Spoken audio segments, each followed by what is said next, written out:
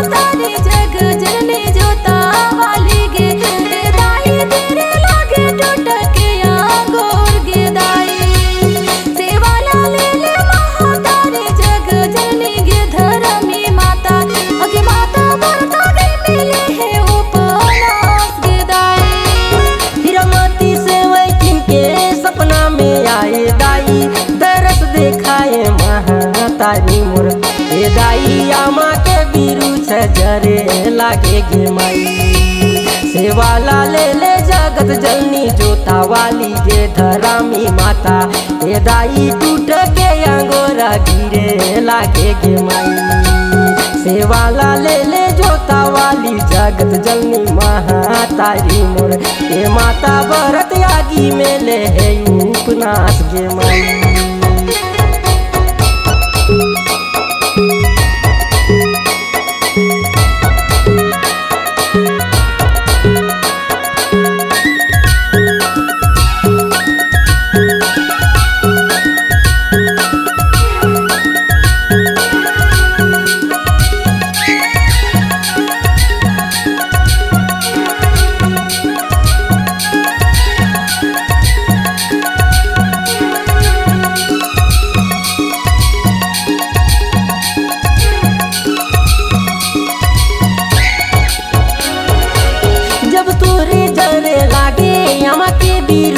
दाई हमके बीरू छ महा तारी मोर ए दाई कूदत पहुँचिस हीरा मती से खिन गे माई सेवाला ले ले महा तारी जोता वाली जगत जननी महा तारी मोर ए दाई दुयो हाथ आप के उठाई सो माई सेवाला ले ले महा तारी जगत जननी कूदर गढ़ी दाई मोर ए दाई अपन घरे आपके लानिस गे माई।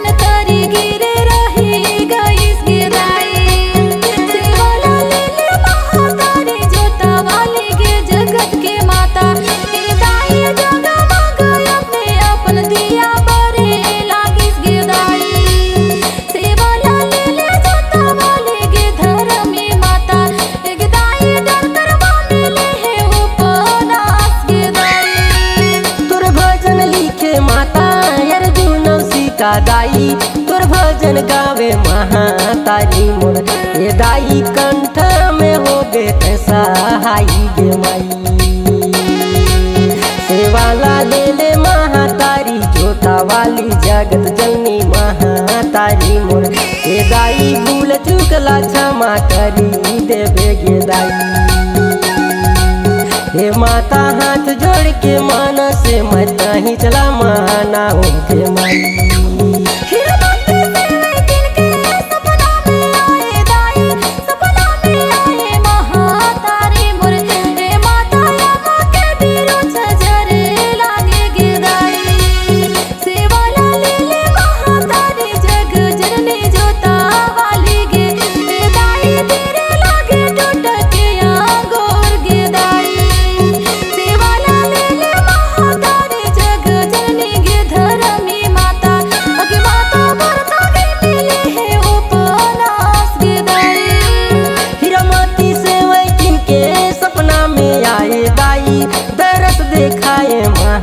तारी मोर ए दाई आमा के बिरु छजरे लागे गे माई। सेवाला ले ले जगत जननी जोता वाली गे धरामी माता ए दाई टूट के अंगोरा गिरे लागे गे माई। सेवाला ले ले जोता वाली जगत जननी महातारी मोर ए माता भरत यागी में ले है उपनाश गे माई। अगे माता भरत माता भरत यागी में ले है उपनाश गे माई। अगे माता भरत में ले है उपनाश गे दाई। माता भरत यागी में ले है उपनाश गे माई।